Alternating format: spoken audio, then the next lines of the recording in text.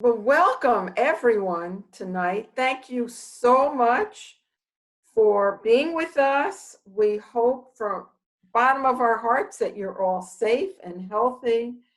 And we're just tickled to have so many of you on this call tonight, and our speakers are phenomenal. This is our fourth in a series of Holding Court.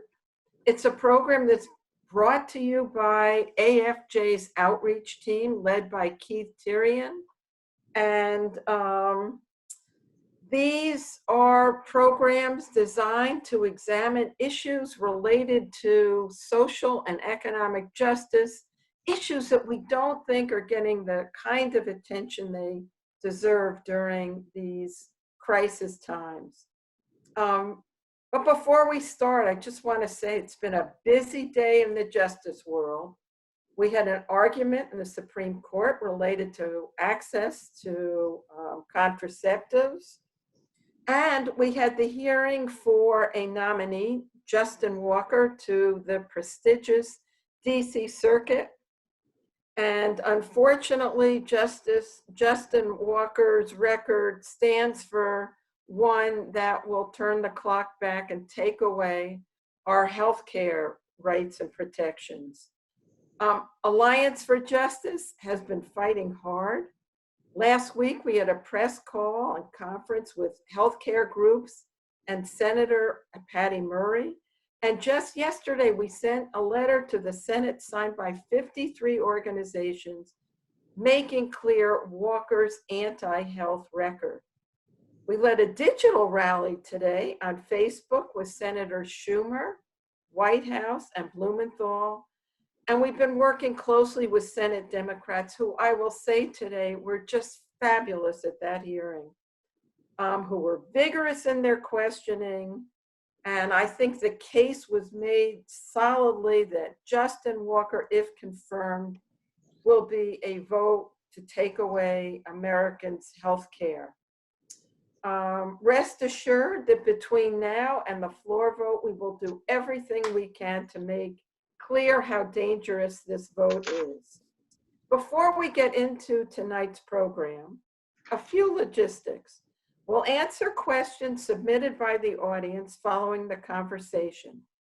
Please submit the questions you have to rachel@afj.org. Again, that's rachel@afj.org.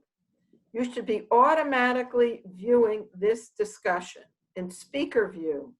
If you're not already in speaker view, which displays one person talking at a time, I recommend switching to it. If you're using the desktop version of Zoom, the icon will be in the upper right-hand corner. And if you're using an iPad, the icon will be on the left-hand side.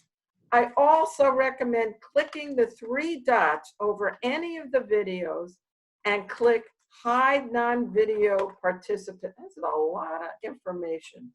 Hide non-video participants in order to better focus your attention on our amazing panelists and moderator. So tonight, as I said, we're going to focus on another critically important topic, and that is the plight of people who are incarcerated in our jails, our prisons, and detention centers. It is my great pleasure to introduce our Director of Special Justice Initiatives, Myesha Braden. Prior to joining AFJ, she was at the Lawyers Committee. She spent more than a decade at the Department of Justice, serving in various roles.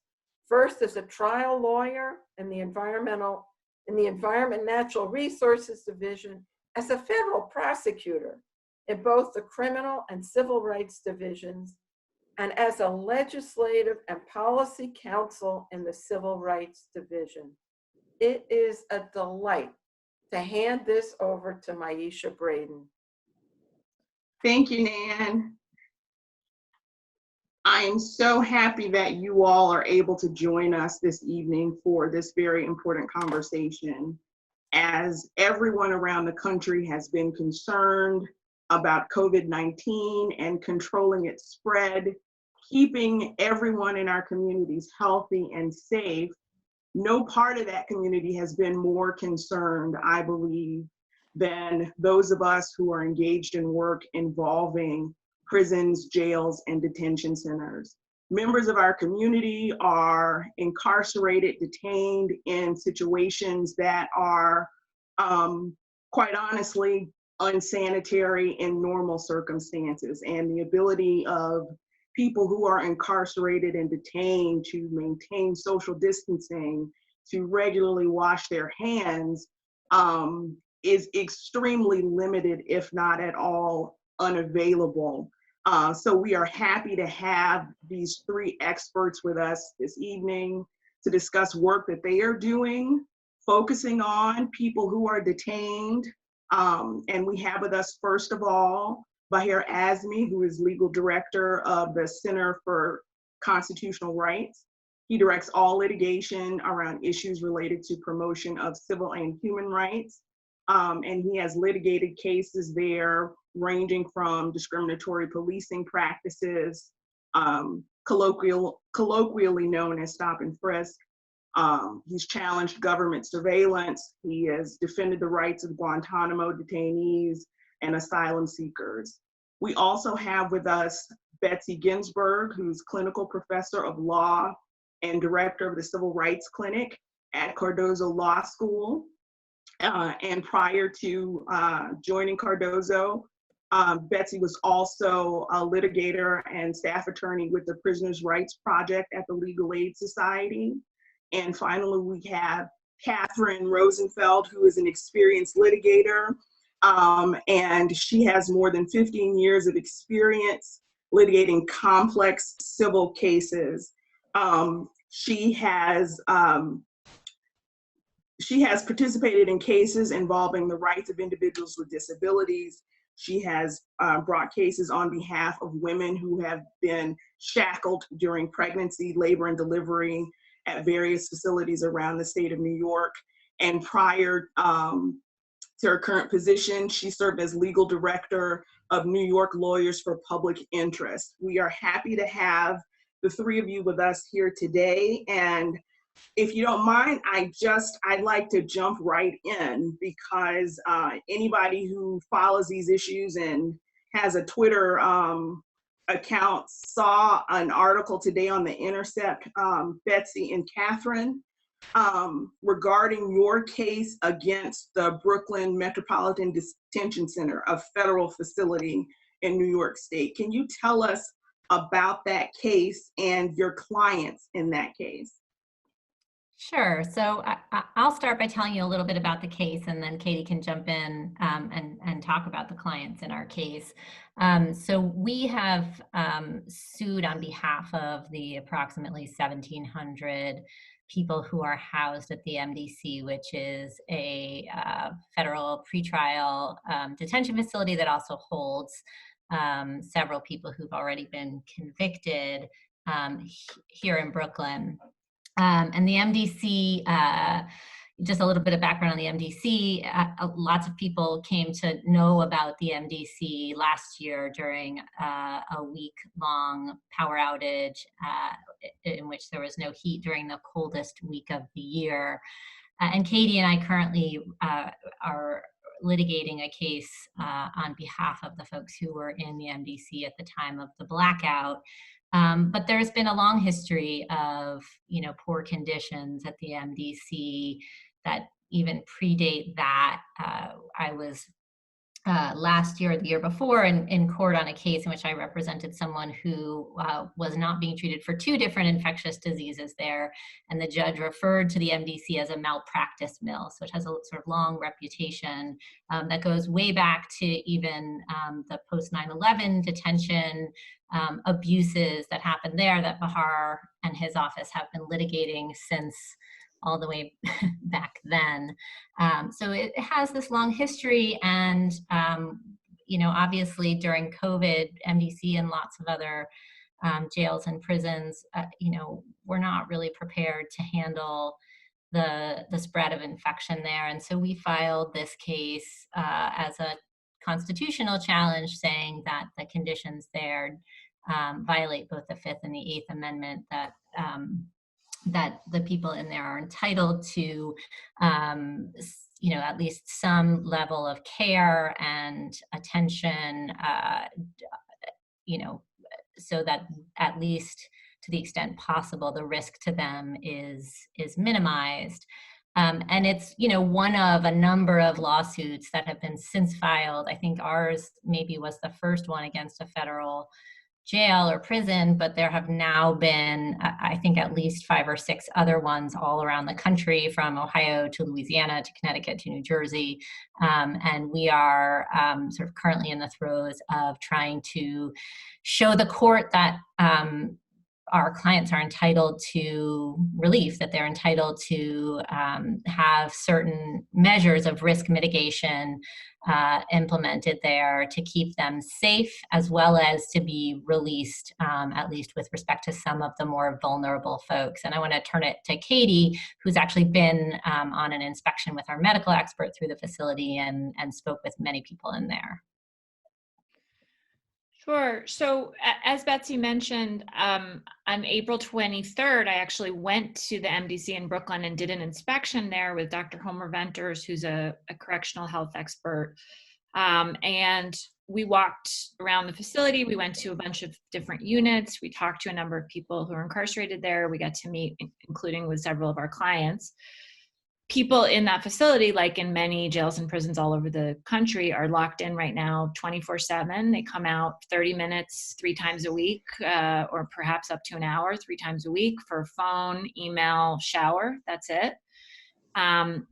Many people in the facility have long-term health conditions, as you would expect. So there's people in there with chronic heart disease, diabetes, asthma, all the conditions that unfortunately are so prevalent. And a lot of people are sick. A lot of people are scared.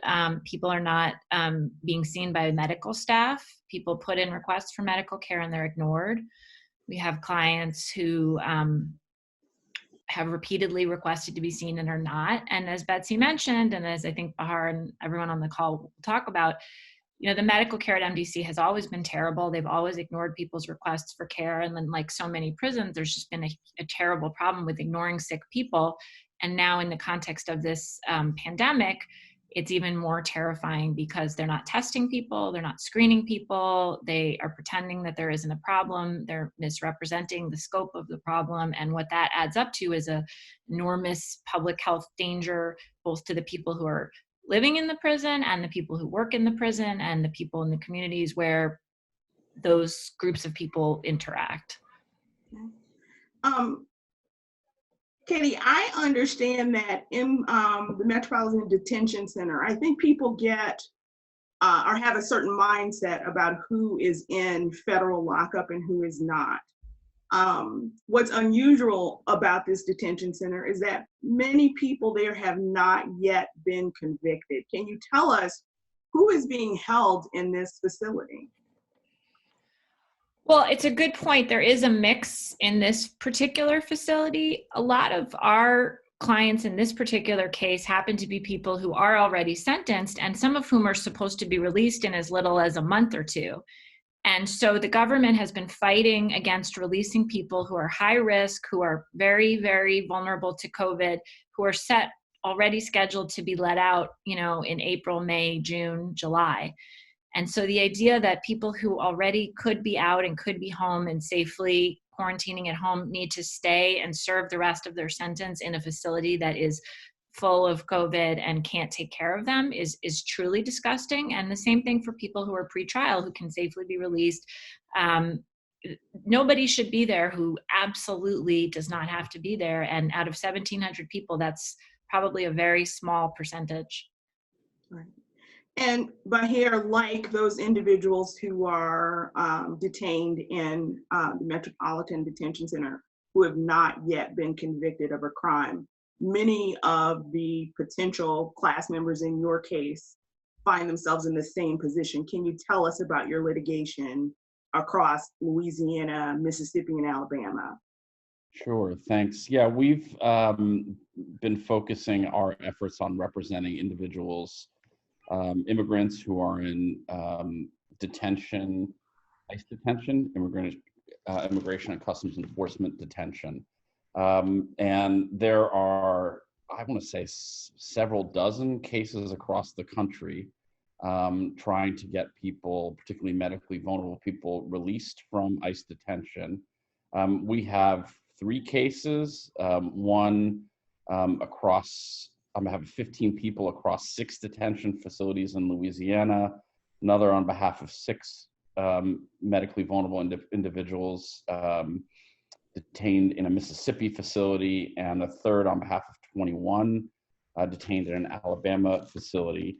And you know, the factual circumstances are similar to what's involved in MDC, with experts simply saying that ICE detention facilities, like any prison facility, are a tinderbox, and that there is simply no conceivable way in these facilities, which are overcrowded and unsanitary, to effectuate the only, given the absence of a vaccine or treatment, to effectuate the only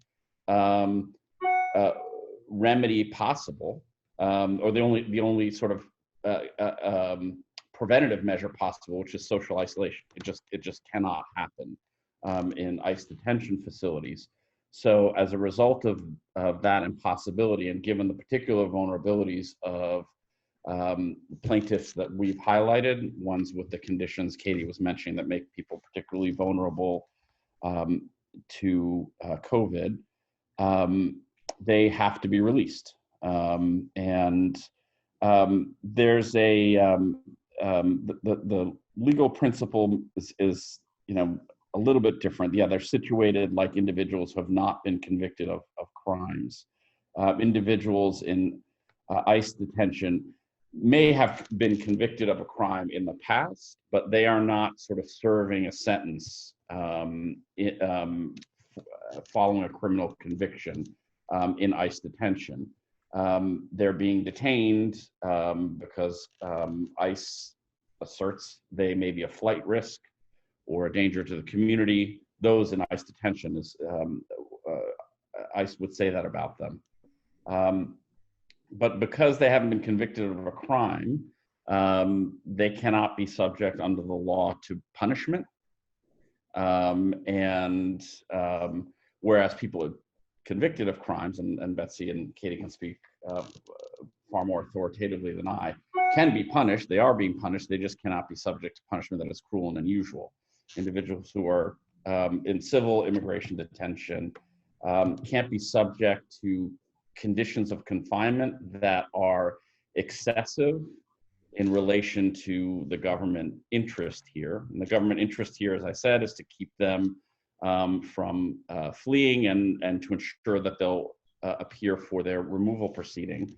But we say that interest cannot outweigh their medical vulnerability, the risk of illness or death, particularly when there's so many alternatives to detention. And I think, you know, I hope we'll have an opportunity to talk about how we're all trying to use these cases, not only to release these individuals, but to showcase the way in which these facilities have been profoundly unjust and over-carceral, even before COVID. And I think, I know we're all using these cases as an opportunity to develop that narrative. But here, to help us put a face on the case, in your case is Dada versus Witt. Can you tell us about Tasalu Dada, your lead plaintiff? Who is she? Yeah, she's a Nigerian woman who served a short sentence years ago for an alleged marriage fraud.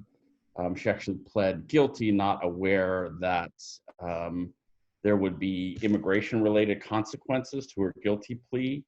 And those consequences were a removal proceeding, which was initiated by ICE agents literally taking her away in front of her then 6-year-old daughter, who now lives with her grandmother. And she has very serious sort of comorbidities that make her extremely vulnerable. She's passionate, eloquent. And, you know, one thing that we try and surface here to sort of unearth some of the absurdities of our, you know, reflex to punish and imprison. Dada is studying to be a nurse. And so rather than being available to help and service humans who are suffering or in danger, ICE just, you know, reflexively, continuously imprisons humans. And Betsy, in your case, you've, as I mentioned, there was this report about the horrible conditions and the recent suggestion that the federal government, Bureau of Prisons, may be getting rid of evidence in this case. Can you tell us about that? Sure. So one of the things that we asked for as we're preparing our case for court is the medical requests that people who have been in the MDC are making. And as Katie mentioned earlier, people are getting out of their cells 3 days a week for short periods of time. And during that time, that's their opportunity to make medical requests for medical care on the sort of online system that the Bureau of Prisons uses for that. And so some of them were able to do that, but it's sometimes there's a line for the computer, or you also want to get your shower and your phone call in.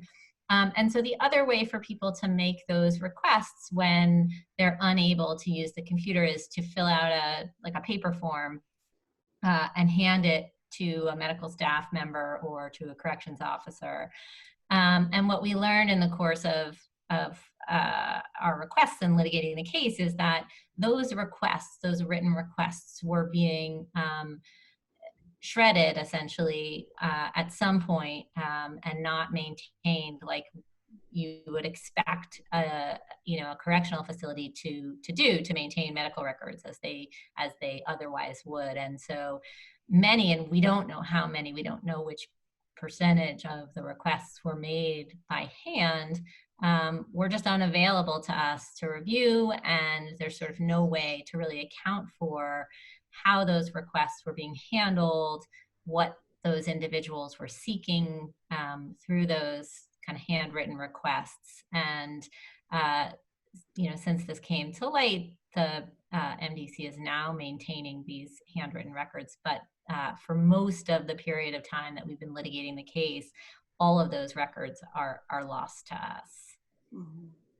Is this an ongoing problem with the Bureau of Prisons keeping the records that they are supposed to be keeping and making them available when individuals are challenging the conditions of confinement?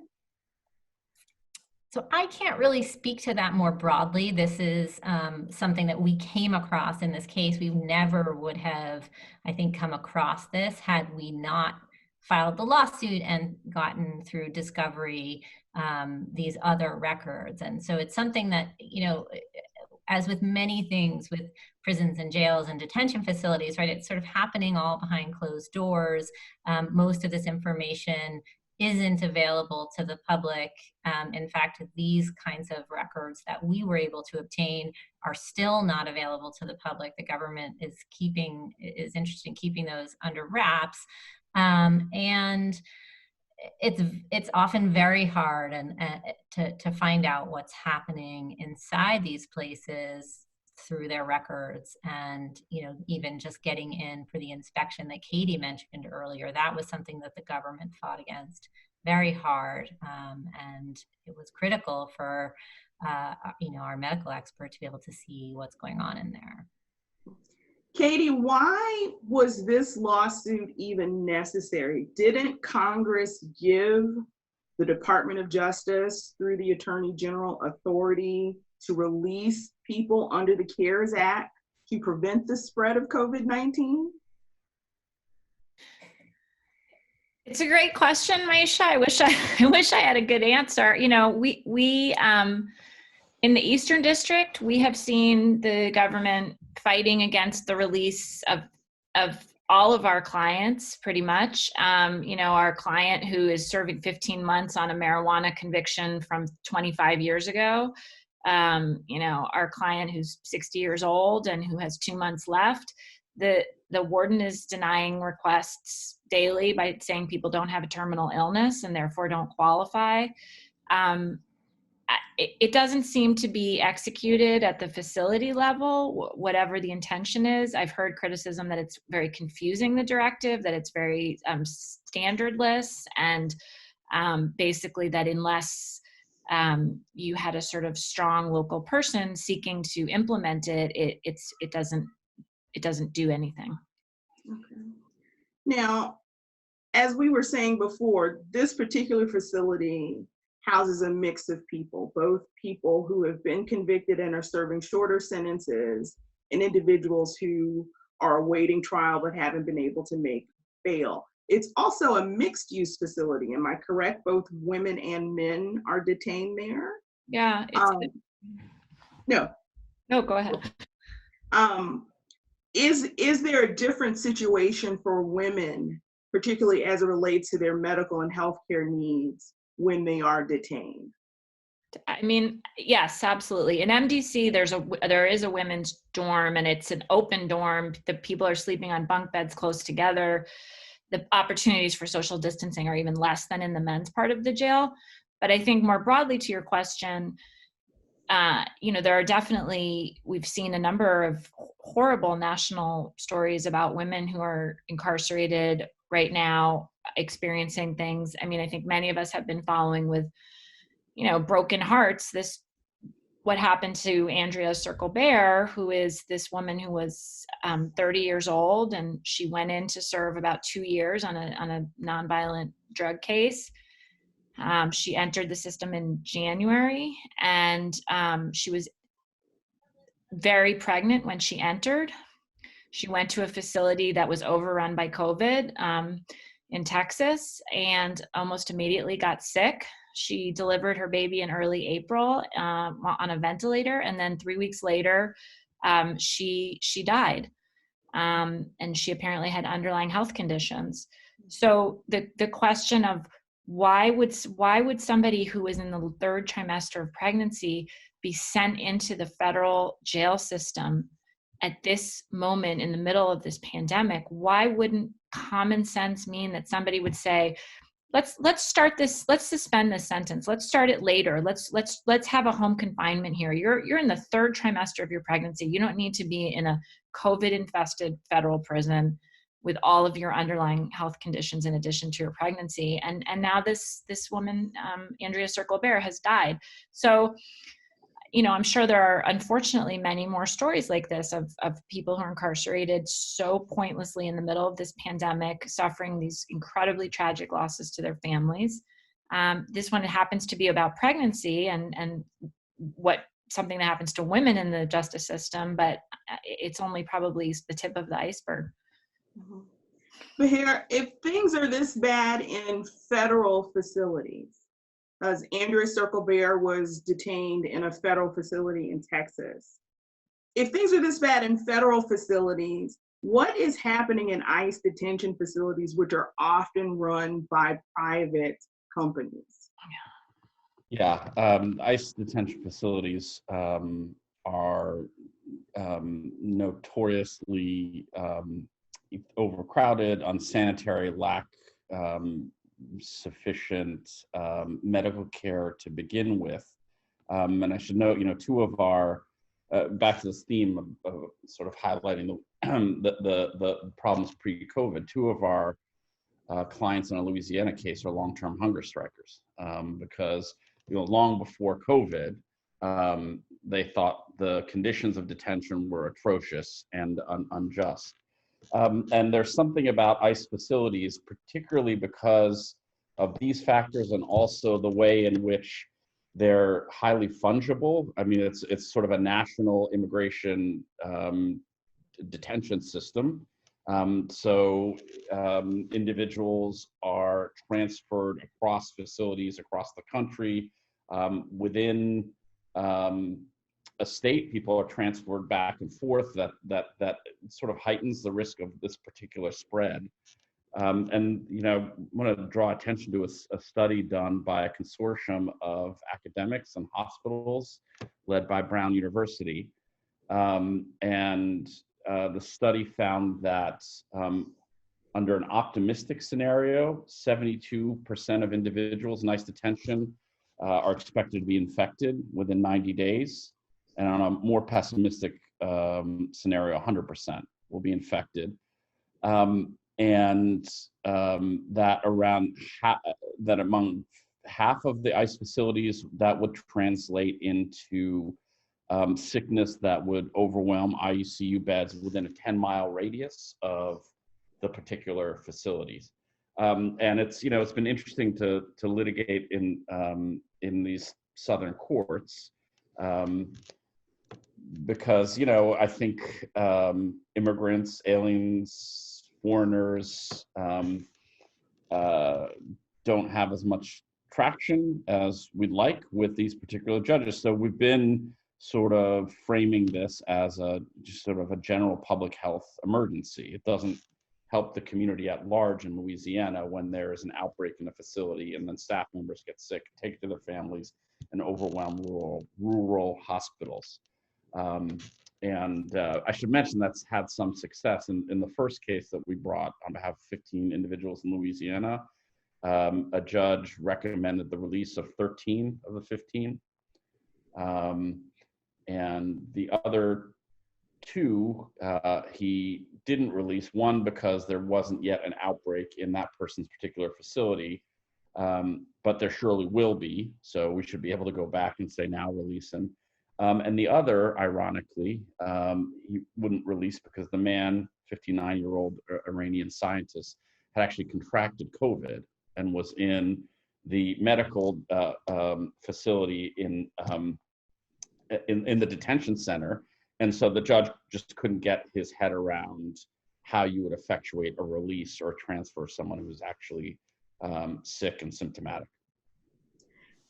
But here within the criminal justice activist community, I think there was a moment when people were very focused on the fact that private prisons, private immigration detention facilities are places where people make money to incarcerate others. Mm-hmm. A less discussed aspect of that is that in these small towns, in my home state of Louisiana, in Mississippi, and Alabama, they are also an economic boom for small communities because they are a source of jobs. Mm-hmm. Lots of people are employed at these facilities, which raises the issue of not only these poor conditions being a danger to individuals who are incarcerated in the facilities, but also a danger to the health of individuals who work in the facilities and the places that they go home to in the communities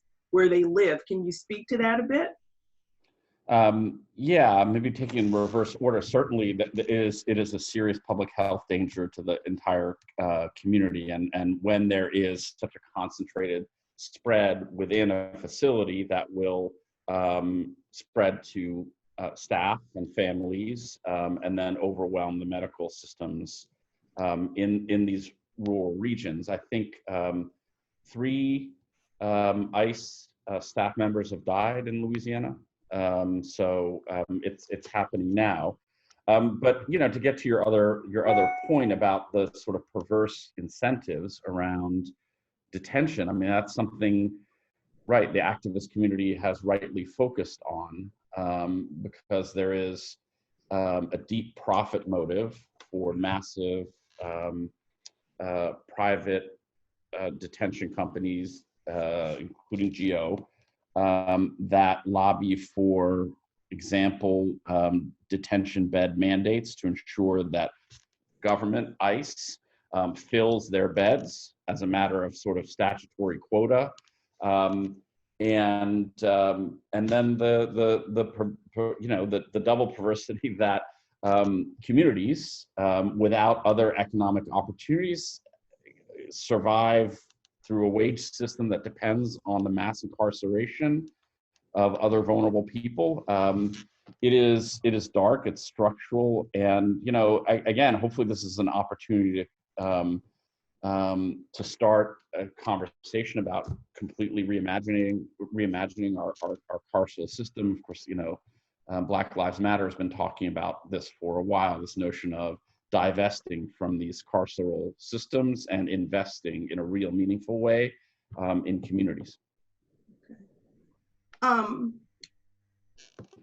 For you, Baher, and for you, Betsy, you are at institutions that are traditionally known for fighting the civil rights battles, bringing progressive issues to light. But Katie, your law firm is a private firm. Why is this case of interest to somebody who's, working at a private law firm?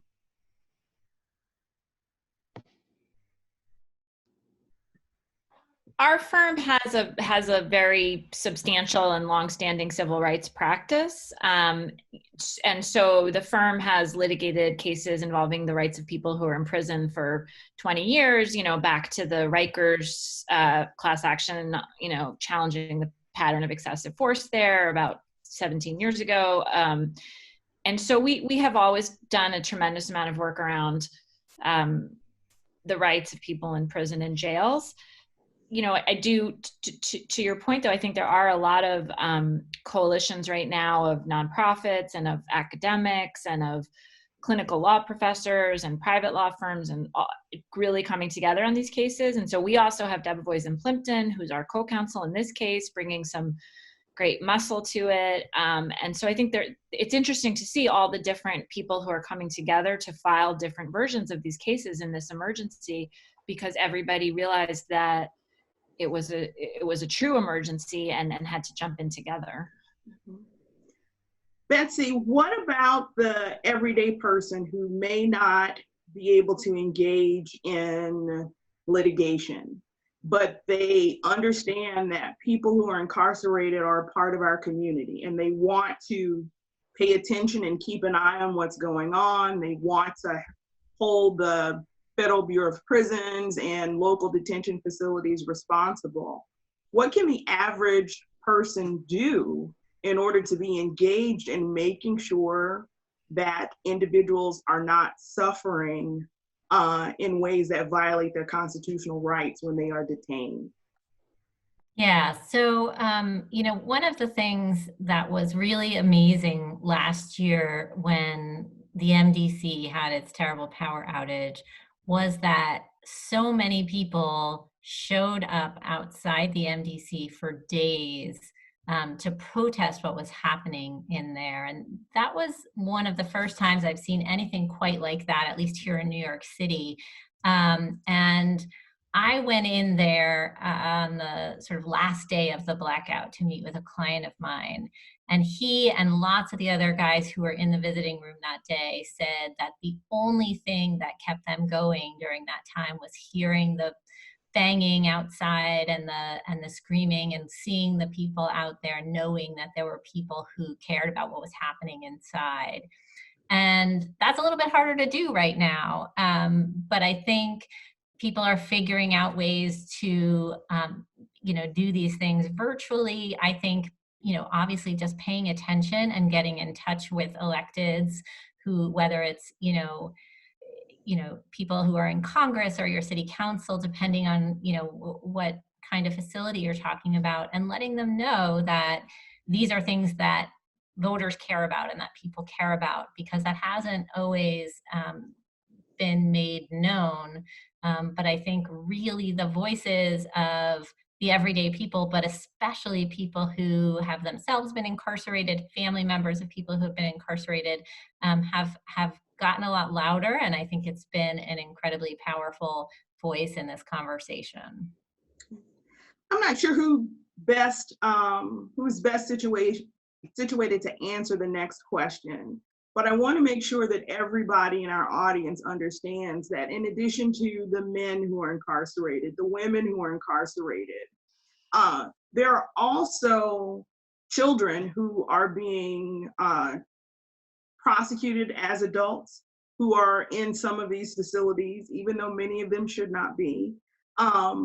So are there any special circumstances or special rules to protect individuals who are under the age of 18 who are currently being held in local jails or prisons or immigration detention centers?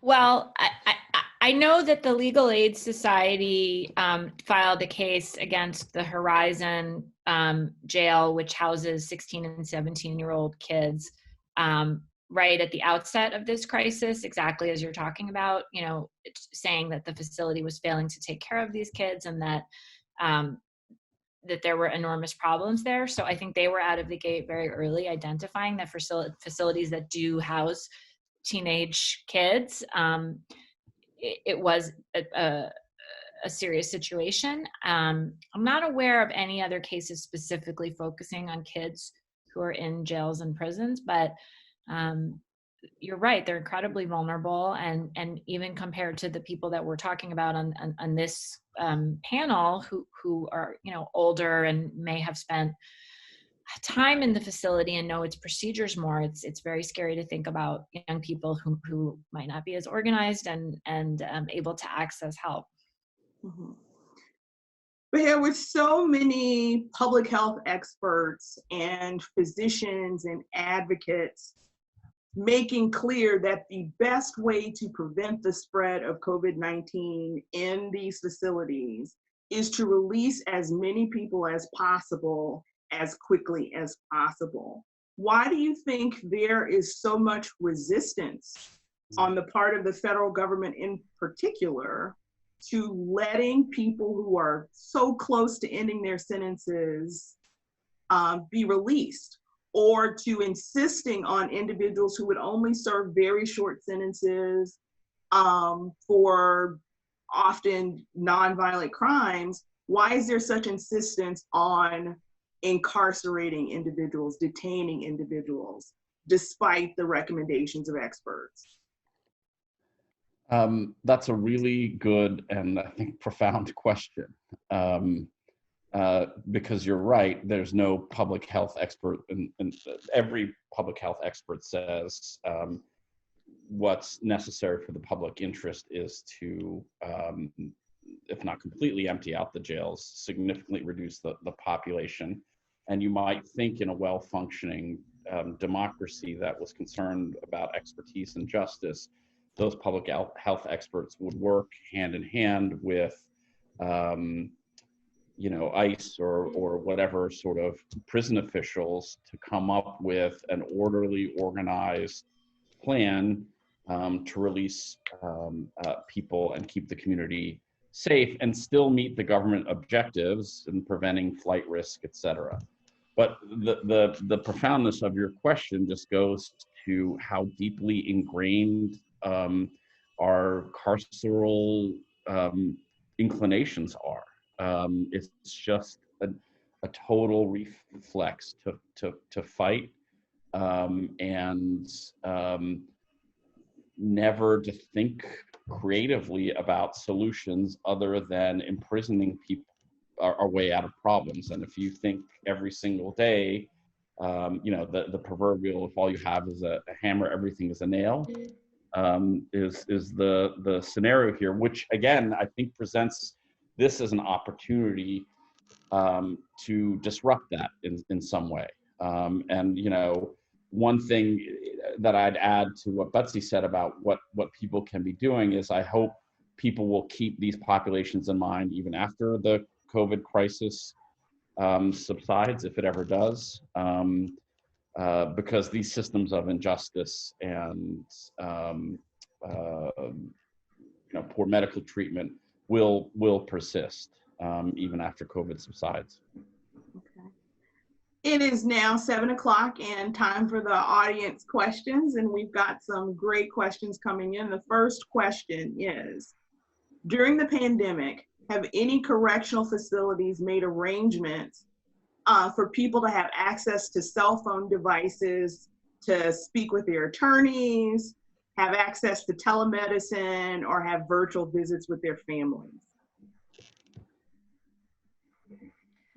So I can't speak specifically to which systems have done that. I have heard that there has been, at least in some facilities, there are televisits. I think some of those were already in existence before COVID. I think some of those have, for at least the time being, replaced in-person visiting, which I think is something that many of us are concerned will last beyond this crisis. I think that for the most part, prisons and jails are not doing enough to continue to help people maintain those communications that have become much more difficult. But I have heard of some of that happening, at least in some places. Mhm. Bahar, that question actually raises another question for me. And I understand that you're bringing litigation to challenge constitutional violations and not representing individuals based on any charges that they face. You're not defense attorneys. However, a person who is charged with a crime is entitled by the Constitution to be able to participate in their own defense. If all of these stay away orders are in place and there are limits on who can visit a person in prison or in jail, how are people actually able to speak with their attorneys, participate in their own defense, and in the case of your litigation, assist with developing cases that are designed to protect their rights? Yeah, I mean, everything, it's a really good question. I think everything that is happening with our clients is happening by telephone, which is a wildly inefficient way of communicating, given the limited access they have to telephones, and the declarations that are being signed are not actually being signed by the clients. They're being signed by the lawyers who cannot be near the clients because lawyers are barred from the facilities for now, and are relying on telephone contact. And in addition, in some facilities, basic kind of like bond or bail hearings have been postponed. So there's really no way for anyone to get out at this point, except for this kind of constitutional litigation or the discretion and grace of ICE, which I've come not to put any faith in. Okay. And to be clear, these are, when you're speaking with your clients by phone, it is a facility provided phone because cell phones are contraband. That's right. Is that correct? Okay. Here are a couple more questions. How do we describe to our less progressive friends and family members why releasing people from prison and jail is not putting public safety at risk? Betsy? Sure.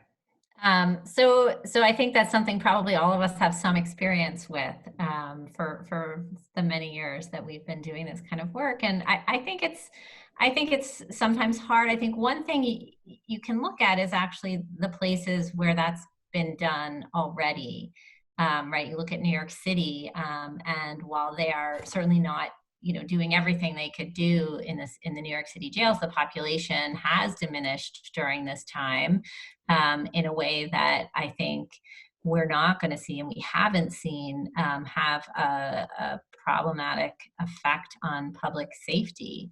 I mean, I think it goes back to what Bahar was saying about this sort of instinct that we have, or this sort of addiction to incarceration that you see, is that we come to think of it as necessary, but in fact, it isn't. And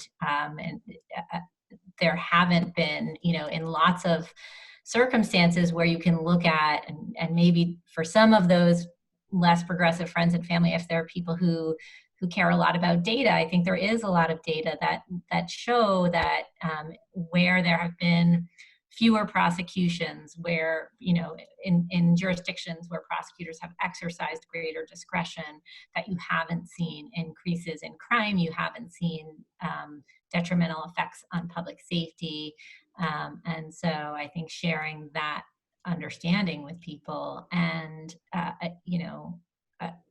maybe introducing them to people who've been incarcerated, who are very much human beings like they are. And I think sometimes we, as a society, tend to forget that. One thing that's been discussed a lot as it relates to COVID-19 is the fact that Black and brown people have been disproportionately affected by COVID-19, particularly as it relates to mortality as a result of COVID-19. Now, in the prisons and jails across the United States, there is an extreme disparity in who is incarcerated and the communities that the people who are incarcerated come from. Are there efforts among your coalition groups to think about what happens if we are successful in getting people released who should be released in order to prevent the spread of COVID-19? Are there community supports available as these people are returning to make sure that they have access to healthcare, access to whatever types of reentry services they would need upon release? Well, I was just going to say, one of our clients actually was released last week. He had been very sick in the MDC, a young person, 26 years old. He'd been incarcerated for 3 years, got out finally last week, and immediately the day he was released, his mom took him to get tested. And of course, his test showed up that he had the antibodies. And as he knew, he had had COVID, in late March to early April. He'd been extremely sick. He'd gotten no medical care. And now he's home at his mom's house. Luckily not sick anymore, but she's extremely scared. They have, a bunch of other family members living in the house. It was very hard to get tested. He doesn't have health insurance yet. His mother is trying to write a will right now because she's so scared about what's going on for their family. So even just on that very micro story, I think you see that as you're saying, the exit without access to healthcare, without access to testing, even for somebody who has, his mom is a very together person, and they're actually better off than most. It's incredibly scary and disruptive. And of course, there was no planning at the facility level because they had been denying that he was sick for a month. Okay, we have about 5 minutes left, and I want to make sure that I give each of you an opportunity to close by telling us if you got 60 seconds to change the world and make everybody understand why the work you are doing is so important, what would you say? And let's start with Betsy. Sorry to make you go first. No, that's a hard question in 60 seconds. But I think one thing I'm gonna hijack it a little bit, and because there's one thing that I do want to address, and I'll tie it into your question. I promise. Which is, we've talked a lot about people who are in civil ICE detention. We've talked about pretrial detainees. We've talked about kids. We've talked about women, and all of those, populations are important. And we need to think about them. But, a lot of the people that we're talking about are actually people who have already been convicted, some of serious crimes. And I think it's important that we understand that those people are just as important to protect, that those people, whether they pled guilty to something or were convicted at trial, did not bargain for or get sentenced to this kind of danger. And the case that most of us the Supreme Court case that most of us are relying on when we file these cases is a case that said people who are convicted, as Bahar mentioned, still have rights under the 8th Amendment not to be subject to cruel and unusual punishment. And if the government ignores conditions that's likely to cause them serious illness, even if they don't have symptoms of that illness, that's a violation of the Constitution. And that's for people who have been convicted. And so I would say, I think, given how many people we send away on convictions in the federal system, in the state systems all around the country, I think that it's important for people to understand that we're not turning a blind eye, that we can't turn a blind eye, and that we need to expect better from our prisons and jails. Before we have Katie and Bahar answer that question, Betsy, you raised an issue that I want to make sure we touch on. Many studies have shown that once you cross the threshold of 26, if you have any propensity to be involved in criminal activity, it declines significantly. And a large portion of the federal prison population is individuals who are well beyond 25, well beyond 45. And efforts to release elderly and infirm from federal detention have largely fallen on deaf ears. What should we know about individuals who are older, who no longer pose any type of danger or threat to society, but they are being forced to remain in conditions that are even more dangerous to their health because of their age and health conditions? I think one thing is that, and we see that here in New York State as well, that there are people who have served 40 years longer, who are elderly, who the governor is not releasing, the governor could release. And we're seeing that things like clemency for those folks is not a solution, right? That we just need to not lock people up for so long so that they grow old in prisons and don't get to spend that time with their family, particularly, as you say, Myesha, when they pose no, danger to the public. Baher, you've got 60 seconds to change the world. What do you say? I think, part of this project is to just get the public and policymakers and those otherwise accountable to understand or to get us to move this country away from its total dependency on incarceration as a problem-solving mechanism, and to highlight the stories of individuals that are consistently impacted by this really dehumanizing process, to inform people about how destructive this is to individuals, to families, to communities. And as you were suggesting, how it's not necessary given what, again, experts tell us about recidivism rates and alternatives to incarceration. And also start a more in-depth conversation about the wildly disproportionate and incarceration of Black and Brown people, which I think there's an opening to do now, given that conversations around the opioid crisis are leaning towards every sort of alternative to incarceration imaginable as compared to our old war on drugs. Katie? Well, my 60 seconds, I think, is about,